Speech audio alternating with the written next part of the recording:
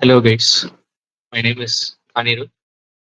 Today we are going to see about Amazon AWS Cloud and the first service that is going to be shown in this video, Amazon Elastic Compute Cloud, which is also known as Amazon EC2. So what is this Elastic Compute Cloud? Elastic Compute Cloud or EC2 refers to a service that is provided by Amazon. So what is this service used for? It will be used for launching virtual machines in a different uh, different server in Amazon infrastructure, and these virtual machines can be used to host different websites like Facebook or WhatsApp or those kinds of websites, or it can be used to host apps, say which have same examples, that is Facebook and WhatsApp, or it can be used to host gaming servers, or it can have databases, and there are many other applications for this EC2. So what is this virtual machine that is being launched? So this virtual machine is actually similar to a computer. In a computer, it is a computing resource with some processing power and some memory, which is generally a RAM memory, and also a hard drive to store everything. Similarly, an EC2 instance is a virtual machine, which is launched in a different server, but it does not occupy the entire uh, computing power of the physical server. It only takes a part of it, like it takes a physical server and separates it into different computers. That is, you can run many different computers on a single machine, a single physical machine. So that is what virtual machine refers to. And EC2 is a service provided by AWS to create these virtual machines for our applications. So how to create these instances? So first, in the website, there is a launch instance option. And here you can see there are many different options to go through. The first of which is name syntax. So a machine can understand another machine via its specific ID. However, humans cannot understand or distinguish between two different machines upon a glance. So for that, we're going to give a distinct name that we can recognize. So let's say I call this Windows example instance. So what this is the name, and what is tags? This you can press on the additional tags here, and it will create more detailed tags. For example, name by itself is a tag, or you can create a new tag called description, and you can simply describe what this instance is going to do. Let's say if we are going to make this into a web server. So let's say this is a web server instance. So then we can create a description tag and say this is a web server, like that. So that is what names and tags means. Next is application and OS images, also known as Amazon Machine Image or AMI. So what is this AMI? When we have a computer, it is just a hardware. We don't we can't just directly run our applications on that hardware. We have to have a OS to with OS which is run on that hardware, and the applications are run using that OS. So similar to that, this AMI is a template that Amazon has stored in some central part. So from that central part, a copy of it is taken and provided to the user for their usage in instances. So if I select Windows here, what will happen is when the instance is launched, here there is a launch instance button. When this instance is launched, all the uh, that is the OS source code for the Windows is copied onto the hardware machine that we are creating, like for the virtual machine we are creating, and it will exist there. And using that, we can run the machine, and this will be the OS. So there are many different Windows versions. Like for our home usage, we have Windows 7, Windows 8, Windows 10. Similar to that, there are many different versions. And here there is a difference called Windows 2025 base and Windows 2025 core base. Base is a GUI based, like we can interact with it like our desktop or laptop computers. But core base refers to command line interface. Like we won't be able to see a graphical interface. Everything will be done via command line. So 2025 is actually a very powerful OS. We do not need that for requirements. So we'll simply use 2022 base here.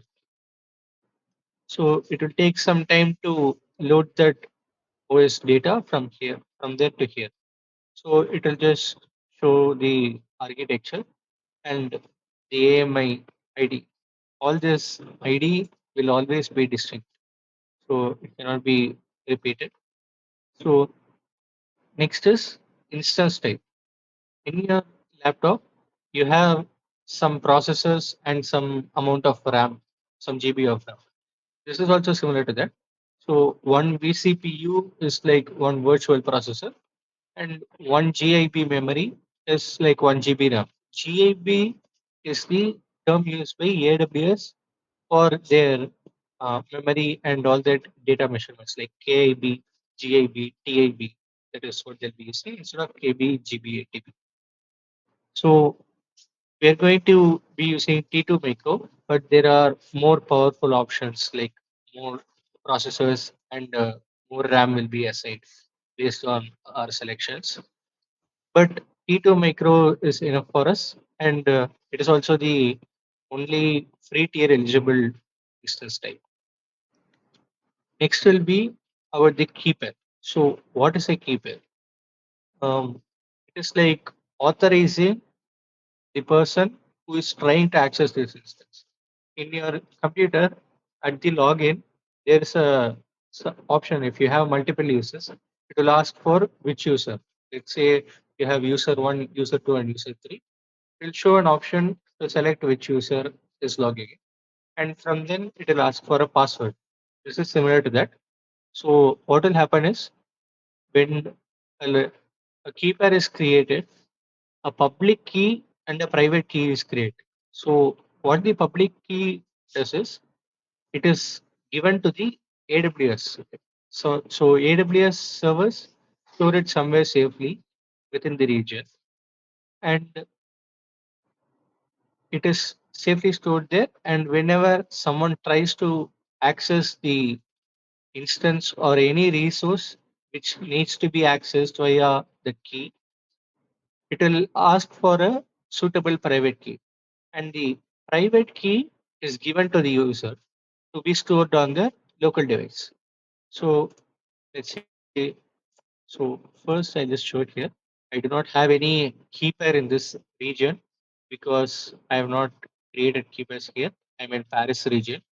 There are many different regions in which AWS data centers are available. In these data centers, in this cluster of data centers, I do not have any key pairs. So I'm going to create a new key pair. I just say AWS Paris key pair. So this is the name for the key pair. Next is the algorithm used for the encryption. So RSA is a common encryption, and ED255 is a different type of encryption, but it cannot be used for Windows. It is for Linux and uh, Mac OS, all those types of instances can be used.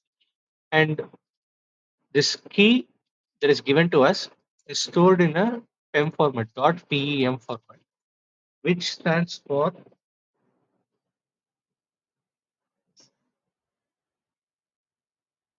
.pem format. So this is stored within our local device. So if I select the create pair here, so it is stored here. I already have key pairs for some other different regions. So I'll just save it here. So after this, for the next we go to network settings. So in network settings, we do not need to worry about network subnet and public IP right now. So we'll see what the firewall is about. So firewall is also called security group in Amazon AWS. So this is like a security, a watchman layer. It is like a watchman. So watchman, if you're going to enter an apartment, like a gated apartment, a watchman stops you and asks you, who are you? Where are you going? Who are you going to meet? Whether you have access to them, whether you have an appointment with them. These are some of the questions a watchman will ask. Similar to that, a firewall will determine whether a traffic should be allowed or not, whether someone trying to access the resource that it protects should be allowed to access it or not. So that is what the firewall's work is, and it is called a security group here. Next is our storage. So in a laptop, you won't just have the processor and RAM. You will also have a hard disk to store all the data and to store the OS in there. So that is what the same is uh, happening here. In Amazon, it is called EBS, which is also short for Elastic Block Store. So we'll see about Elastic Block Store later. So what we are going to do is we are going to create 30 GB of hard disk, and this hard disk is a SSD hard disk. Now we don't need to worry about the types of hard disk for now. We'll go for that later when we are covering about EBS. For this video, just know that it should be a 30 GB, GP2 or GP3 hard disk. So this is all for creating an instance. And if you check the summary, you can adjust the number of instances. Like it can be one or it can be two, three, four. You can give n number of instances. And what this dictates is when when pressing this launch instance, all four instances will be created at the same time, and everything will have the same details like same instance type, same windows, same key pair, same security group. Everything will be same. So here we can see for AMI we have chosen Windows 2022, and for instance type we have chosen T2 Micro, that is the free tier one. And for firewall we are creating a new firewall. Storage we are having 30 GB of storage, and here it is shown what comes under free tier. So in free tier, you get 750 hours of T2.micro instance usage or T3.micro. In some regions, their computers are so powerful, they don't have T2 micro. They only have T3.micro. So they'll only allow T3 micro there. So when with free tier AMIs, you can use 750 hours of T2 micro. And there are other things like 30 GB of EBS storage and 100 GB bandwidth to internet. This we'll see later. So we'll select launch instance, and it is currently launching the instance. It'll take some time. Now, if you're going to view all instances, you can see here all four are created and all have the same name. However, when you see the instance ID, every single instance has a different instance ID. So all this does not exist in the does not have the same credentials. So it can be distinguished. If you want to change the name, you can simply select web server one like that. There's a edit option here, like a pen mark, and it can simply go web server two and similar to that. It can go like that. And every single one of these uh, has is a instance ID. Then all the instance type is t2.micro, and all the security groups, they are under the same security group, launch wizard one, and the key is AWS Paris key pair, and they've all been created at the same time, roughly the same time. They're all Windows, and that's it. They all have some public IP and some private IP.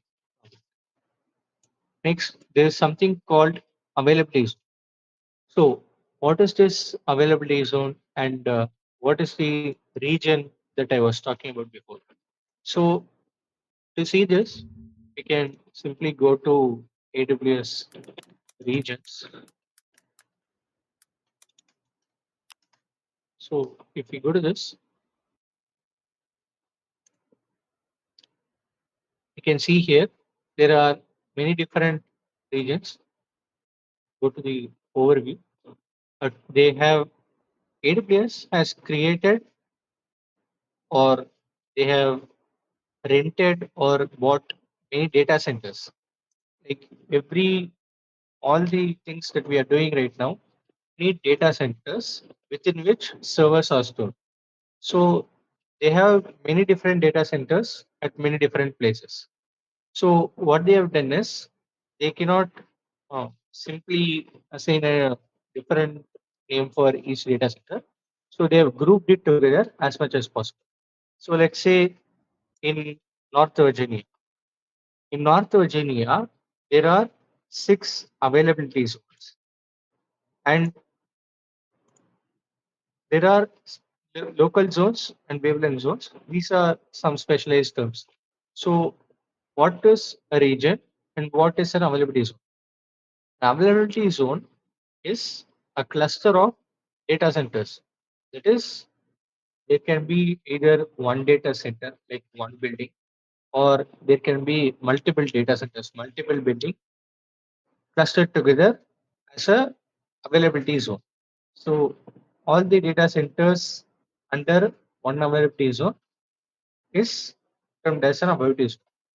Now in a region there can be many different availability zones. Like in North Virginia there is six, and in Ohio there is three, and if we go to Mumbai or Hyderabad there is three, and then in Spain there is three. So there can be any number of availability zones, and each availability zone is mandated to be at least 10 kilometers away from another availability zone. So let's say in North Virginia we have six availability zones. Let's say it is called as 1A, 1B, 1C. So between 1A and 1B there is at least 10 kilometer of distance. And there is also a maximum distance, cannot be more than 70 kilometers. So from 10 kilometers to 70 kilometers, that is grouped within a region. So there can be many different availability zones grouped within a region. And there are a total of 36 regions that is launched till now. So this is all about regions and availability zones. So next, when we check here, here we can next see something called status check. So what is this status check? We go to status and alarms in any one of the servers. So what we can see is there's two things: system status check and instance status check. So what is it testing here? So what is testing is whether you can reach the system via internet. So what is this system referring to here? I just told you about availability zone. each availability zone, there is some data center. In that data center, there is a physical server on which this instance is running. So that physical server, whether it has internet access or not, that is what is checked by system status check. So that is available. So we can confirm that. Next is instance status check. So in that physical server, we have created some instance. Now, does that instance have internet connectivity? That is what is checked in instance status check. So this is about status checks. So all status checks are passed. So we have successfully launched web servers. So now we have launched it as web servers. So how do we make it into web servers and whether we can connect to it? All that we'll see in the next video.